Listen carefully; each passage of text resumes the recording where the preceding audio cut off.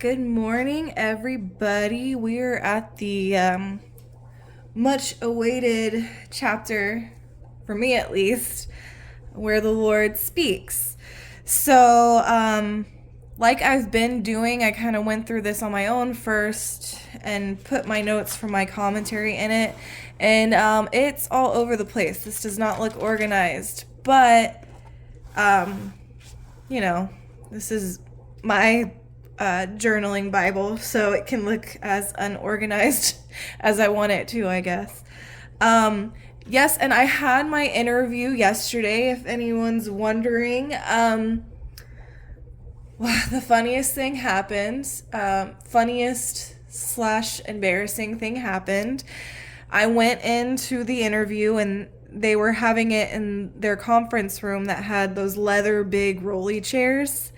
And the one I went to sit on was raised pretty high and it was leather. And when I went to sit, it just slid right out from under me and I ate it in front of my two interviewers. My first reaction was to crack up and laugh at myself. So hopefully that shows some resilience. I was able to go on after that and I recovered pretty well. And I think the interview went okay besides that.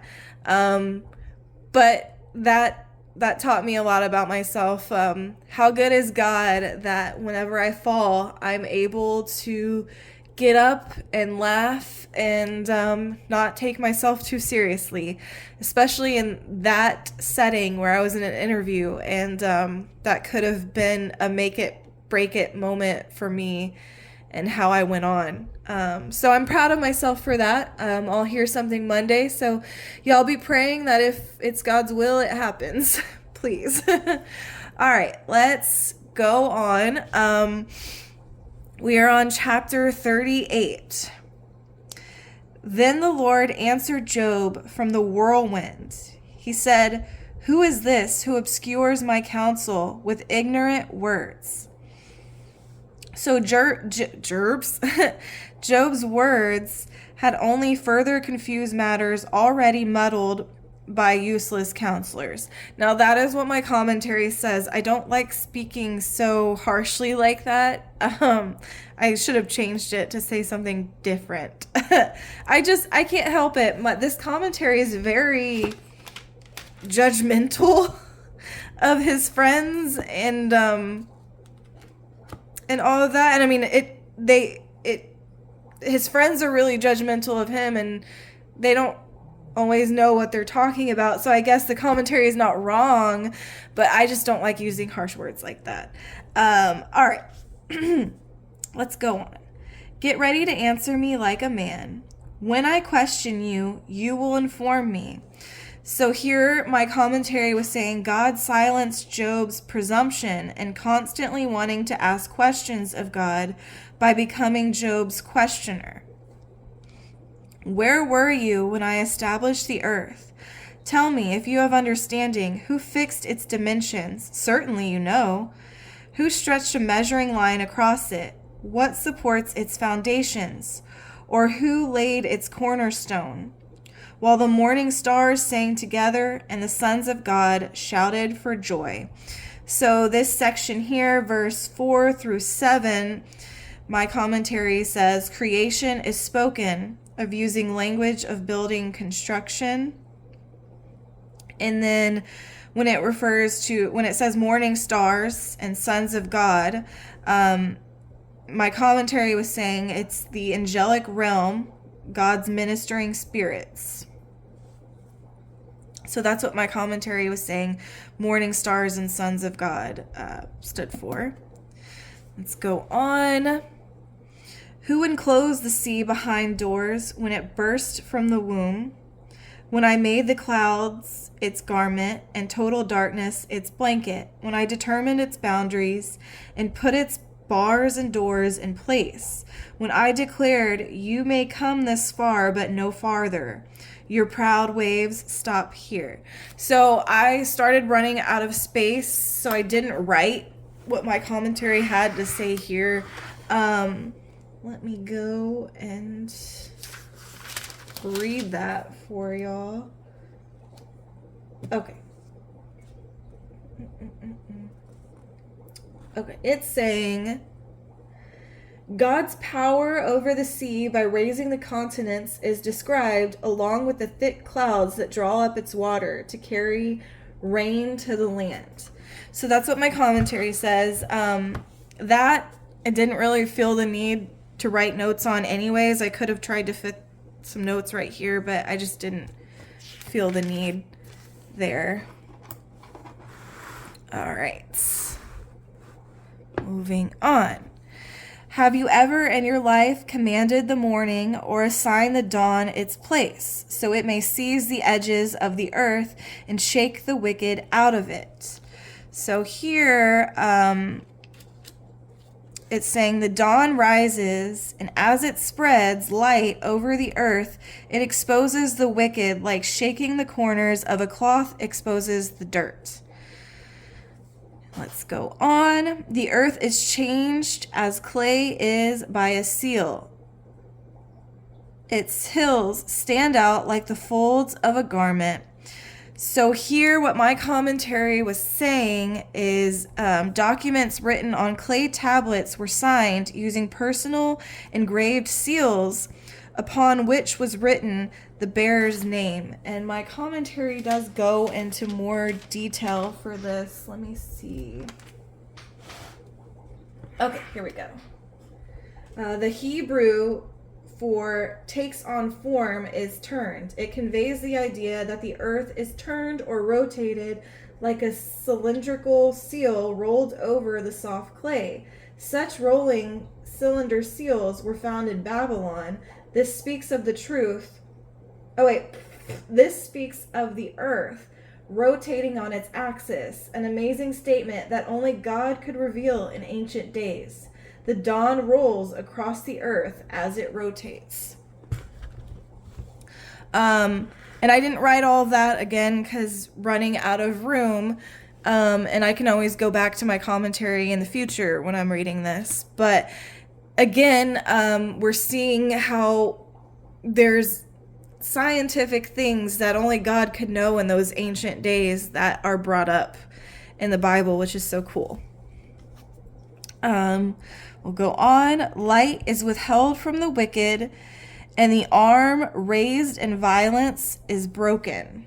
So here, I've got it on this sticky note because, like I said, was running out of room. Where was I? Yeah, the light of the wicked is darkness because that is when they do their works.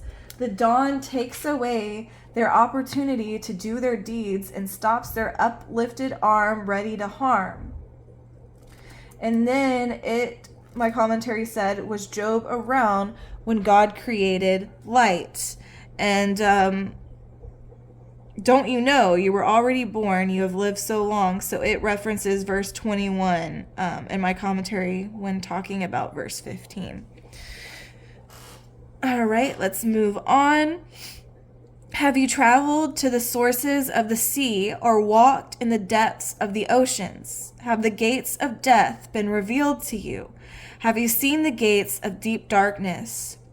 Have you comprehended the extent of the earth? Tell me if you know all this. Where is the road to the home of light? Do you know where darkness lives, so you can lead it back to its border? Are you familiar with the paths to its home? Don't you know? You were already born, you have lived so long. Have you entered the place where the snow is stored? Or have you seen the storehouses of hail, which I hold in reserve for times of trouble, for the day of warfare and battle? What road leads to the place where light is dispersed? Where is the source of the east wind that spreads across the earth? Who cuts a channel for the flooding rain or clears the way for lightning to bring rain on an uninhabited land, on a desert with no human life, to satisfy the parched wasteland and cause the grass to sprout? Does the rain have a father? Who fathered the drops of dew? Whose womb did the ice come from? Who gave birth to the frost of heaven, when water becomes as hard as stone and the surface of the watery depths is frozen? Can you fasten the chains of the Pleiades? And forgive me if I pronounced that wrong. I meant to look that up before I started the video and I didn't. Or loosen the belts of Orion. Can you bring out the constellations in their season and lead the bear and her cubs? So my commentary was saying stellar constellations are in view, and then it referenced Job 9:9. And that's what I love about commentaries, because I totally forgot about this. Job 9:9. He makes the stars, the bear, Orion, and the Pleiades, again, if I pronounce that wrong, I'm sorry, and the constellations of the southern sky. He does great and unsearchable things, wonders without number. So that's what I love about commentaries. Job was replying about the constellations, and God brought that up. So that just proves that God has been listening this whole time, and he listens when you're struggling. Do you know the laws of heaven? Can you impose its authority on earth? Can you command the clouds so that a flood of water covers you? Can you send out lightning bolts and they go? Do they report to you, here we are? Who put wisdom in the heart or gave the mind understanding? So this, I don't know if it's because my commentary is in a different translation that things don't make sense to me. But for verse 36, this is what my commentary says. This is at the heart of the real issue. The wisdom of God, which created and sustains the universe, is at work in Job's suffering also. So that's what it says for verse 36. Who put wisdom in the heart or gave the mind understanding? Because if I was just reading that on my own, I would imagine God's just saying that he was the one who put wisdom in people's hearts and gave their mind understanding. But this is what my commentary had to say about it. So again, I don't know if it's because my commentary is going off a different translation. That shouldn't matter too much, I would think. But I have run into that issue where what it says here doesn't really make sense with what it says on my commentary.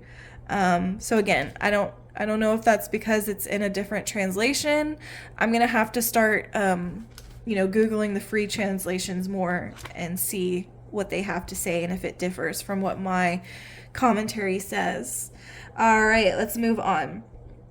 Who has the wisdom to number the clouds, or who can tilt the water jars of heaven when the dust hardens like cast metal and the clods of dirt stick together? Can you hunt prey for a lioness, or satisfy the appetite of young lions when they crouch in their dens and lie in wait within their lairs? Who provides the raven's food when its young cry out to God and wander about for lack of food? So let me see if... Okay, my commentary does have some stuff to say about the rest of the verses, but my commentary is... saying it starts from 38:39 to 39:30. So this is my commentary's little summary of those verses. God asked Job humiliating questions about whether he could take care of the animal kingdom. Job must have been feeling less and less significant under the crushing indictment of such comparisons with God. So yeah, I mean, I feel like I would feel the same way, like, oof, I'm sorry, God. I didn't mean to make all of these assumptions, and I didn't mean to suggest that I know things you know. So yeah, that was chapter 38. Again, I'm sorry. It's kind of all over the place, and I was kind of all over the place reading it, so I do apologize for that. there was just so much I could have highlighted, so much I could have taken notes on, and I was running out of space. And I don't want to be the person who takes notes on every single thing and highlights every single thing, because that would just stress me out. But thank you for watching the video today. I appreciate it. And I hope you guys have a great weekend and a great rest of your Friday. Again, thanks for watching, and God bless.